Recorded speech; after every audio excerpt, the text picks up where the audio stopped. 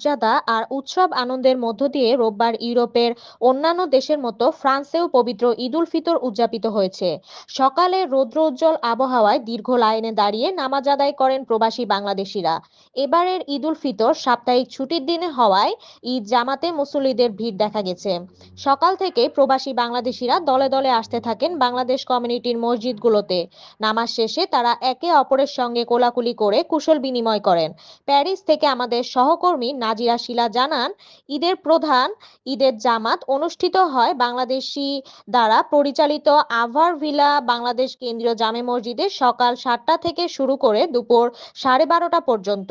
মসজিদে একাধিক ঈদের জামাত অনুষ্ঠিত হয়। সেখানে নামাজ আদায় করেন অল ইউরোপিয়ান বাংলাদেশ অ্যাসোসিয়েশন আইবার মহাসচিব কাজী এনায়েতুল্লাহ, প্যারিস বাংলা প্রেস ক্লাবের সভাপতি সাংবাদিক এনায়েত হোসেন সোহেল সহ বিভিন্ন রাজনৈতিক, সামাজিক, সাংবাদিক ও কমিউনিটি নেতা সহ বিপুল সংখ্যক বাংলাদেশি মুসল্লি। বাংলাদেশ কমিউনিটি মসজিদ ও ইসলামিক সেন্টারে ঈদের জামাত শুরু হয় সকাল 8:45টায়। সেখানে পরপর 5টি জামাত অনুষ্ঠিত হয়। এতে কয়েক হাজার মুসল্লির পাশাপাশি নারী ও শিশুরাও অংশগ্রহণ করে।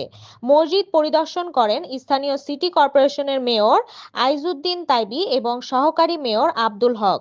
এছাড়া প্যারিসের মেট্রো হোস এলাকায় বাংলাদেশি দ্বারা পরিচালিত একটি জিমনেশিয়ামে 2টি জামায়াত সহ প্রবাসী বাংলাদেশিদের ব্যবস্থাপনায় আনন্দে কারমান স্টেডিয়ামে একটি বড় ঈদের জামাত অনুষ্ঠিত হয় সকাল 9টায়।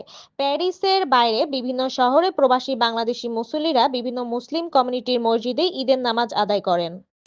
সুরমা টিভি 24 উপস্থাপনায় ছিলাম আমি সুমাইয়া তাসনিম।